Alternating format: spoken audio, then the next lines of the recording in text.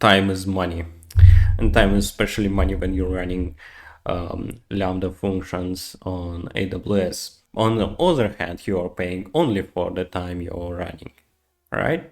Or is it?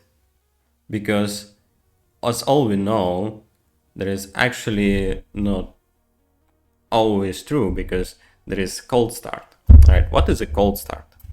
This is a very interesting problem, because when people are starting to use lambdas, they say, okay, we only pay as we go, we only pay for executions. But then you face a cold start problem. So what it is and how we can solve it today. So what's cold start?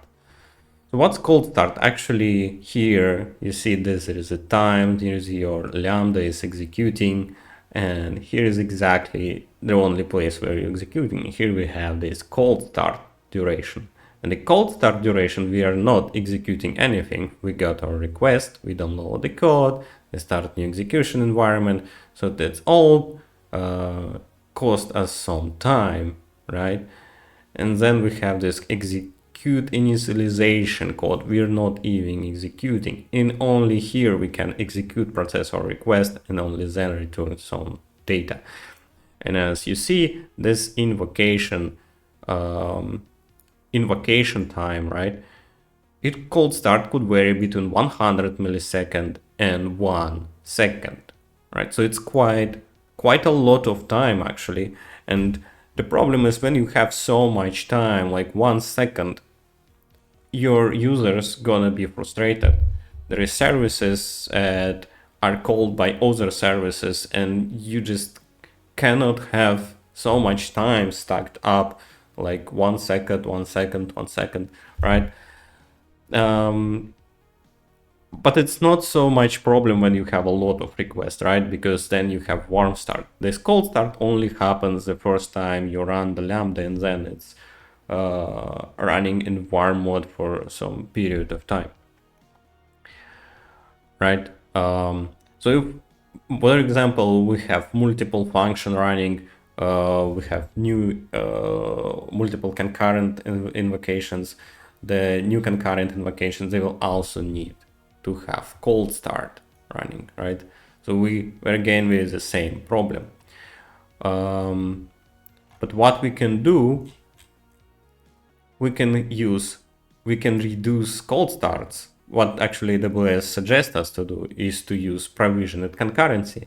And then all these cold starts are gonna happen ahead of the time, and we're only gonna have real executions. We are customers are not gonna wait for these cold starts. There only be warm starts. And the problem with provision concurrency, you actually have to pay more, defeating the purpose of AWS Lambda. When you're just pay as you go, you're basically paying ahead of time for all these executions. Usually when people are developing a new service, they don't have much request, and there will be a lot of cold starts, which is not great. So, but what is actually this means in terms of money? Let's take a look. So let's first take a look at non-provisioned, right? So here we have like 0 USD paying for what? So for example, we have a service which runs on RM architecture. We have 10 requests per hour. And this is just a service you just start basically working on. Maybe it's dev environment, maybe it's a low volume production environment. And we have like just 10 requests per hour, which could be pretty normal for new service you just created, wrote, and there is not much amount of the users using it. But the problem is you cannot afford the cold starts, right? So if we're not provisioning, we have some requests like running around 300 milliseconds. We allocate 2024 memory megabytes, and it will literally cost us nothing. It will cost us nothing because this all will be under free tier. And what about provisioning? So with provisioned, I literally did the same amount of memory. So we have 2024 amount of memory, duration 300 millisecond requests or per request. We have 10 requests per hour, but we provision for the whole month for 720 hours per month. We provision just two concurrency, and it will already cost us around $70. It will set us back to $70, right? And around a year it will be $200. And this is just a one lambda, right? Your service might have multiple lambdas. So now we facing that actually lambdas are going to be cost us more, or is it? Because initially why we thought to even have this provisioned lambdas, because we don't want to have cold starts, right? But what if we say we actually don't need provisioned lambdas to have the same, like almost the same performance on cold start if we use just non-provisioned and normal pay-as-you-go lambdas? Is it even possible? So today I want to share this new experimental service one of AWS engineers started working on. It's called LLRT, low latency runtime. So basically it is lightweight JavaScript runtime designed to address the growing demand of fast and efficient serverless applications. Oh my god, it actually offers up to 10x faster startup and up to 2x overall lower cost compared to other JavaScript runtimes running on AWS Lambdas. And this is perfect because you better have 10x fast, 10x runtimes and 10x programmer in your company, and it will save you much more time and money. So how are they doing this? It's built in Rust, right? So everything Fast Tuesdays is built apparently in Rust. And it's using QuickJS as JavaScript engine. And this is basically what's ensuring this efficient memory usage and Swift startup. What's important about QuickJS? Why QuickJS so much faster in this specific case? So let's take a look what QuickJS is. So QuickJS is not a new engine. It's actually quite old. If you see changelog here, it goes back to 2019. There is not much of development was done in last 2 years, but I see there is quite a lot of new stuff coming up in last in actually this year. So it's getting some traction. But what is interesting about it is I'm not sure if it's specifically said anything here, but it doesn't have JIT, just in time compilation time, which saves which is exactly what is needed for AWS Lambda, because AWS Lambda doesn't run for a long time. And if you spend time on just-in-time compilation, it just doesn't worth it. And this adds up to, it adds up to execution time. And what is also important, and it's very small, right? It's 210 kilobytes for simple hello world program, right? And as far as I remember, the V8 is much bigger. So there is some interesting benchmarks here. Very interesting benchmark we see here. So for QuickJS, it's actually obliterated by everything, almost everything, like Hermes V8 and V8 JIT and JITless. Sometimes it's a little bit faster, it's a little bit better. But as we can see, like executable size is much smaller. And as we can remember the cold start, what actually cold start does, in the cold start, AWS copies the runtime to this specific machine.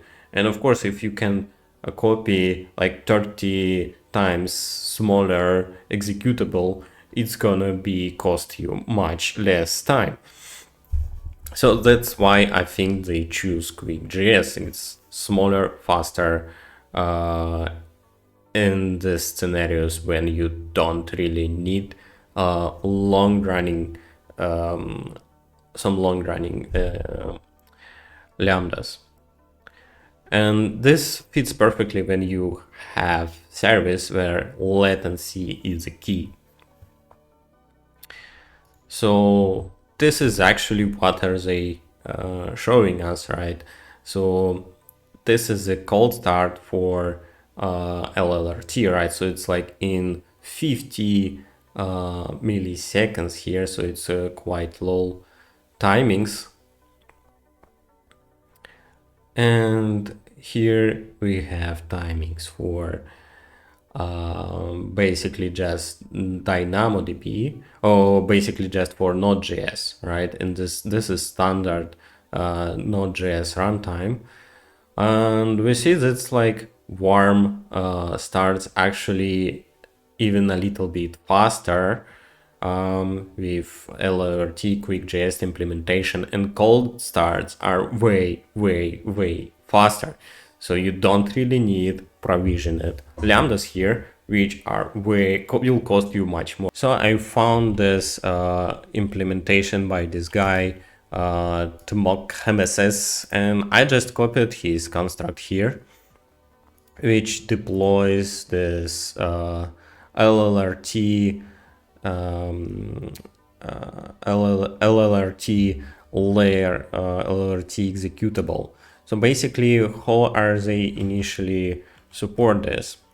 How it is supported? So there is actually two options, like custom runtime and layer, right? So we need to choose Amazon Linux 2023 and package LLRT bootstrap binary together with JS code. This is recommended. I'm not sure why layer is not actually recommended, but I suppose it will be actually slower than using this runtime and this executable. So let's check it out. So what this, how it actually works, this construct. So we use just typical Node.js function construct. We just use like this option one. We download this and we just bundle inside this binary, etc., and we specify this executables, extend these external models as these models as externals. So this basically will tell CTK not to bundle it together, and like bundle will be smaller. And what it's very good about LLRT that it actually has these libraries inside, and we don't need to provide them together, which will also make this cold start bigger. Yeah, so and yeah, we just use Amazon Linux as a runtime here. And I created this simple test stack. And we have lambda node function. This is typical function, Node.js function. We have memory size 1 gigabyte, architecture REM. I use Node.js 18 because this is Node.js that I use. And I just created some topic where we're going to write some data. And again, I use these external models, so performance to be a little bit on par with what we have in LLRT function. And here we have LLRT function that just uses the stacks that I just showed you. And it's basically use same bundling options, same options. Runtime is actually will be replaced by LLRT, so it's a little bit overkill to have it here. All right. This is basically the function I'm testing. It's a little bit not in favor of LLRT, because we're not only just making some hello world, we're actually writing some data to SNS topic in cycle. So what it does, we're receiving some event, and then in cycle we put event body of this into SNS topic 20 times. Kind of nonsensical, but I guess it quite close to what some applications do. And then we just return the response, and in response we have JSON stringify, which is also quite expensive, or could be expensive. Right. So let's try to deploy it. So also I use this iteration to kick off cold starts, because you need to change a little bit the bundle to have like literally cold start. Let's try to deploy it. Okay, so now we have deployed the lambda, and this is not lambda. And now we have also LLRT lambda, right? So as we can see, we already have test event configured as basic API GitHub event. So let's check it out. Right. So this is a message that we get, and duration was around, the total duration was around 300 milliseconds, right? If init duration 53 milliseconds. So this is actually very, very, very fast. So let's check how it will be for node function. And this is visibly slower. It's counted to 1 second, and duration was 887 milliseconds. Init duration, right? So this is basically, this is what cold start is, all right? It's around a second, and actual duration 500 milliseconds. Yeah, we're not built for it, but imagine if it will be provisioned lambda, right? If it will be provisioned lambda, we're gonna pay this money plus money for provisioning. And here we have much faster start. So let's check now warm start. Right, so this is warm start for LLRT function, right?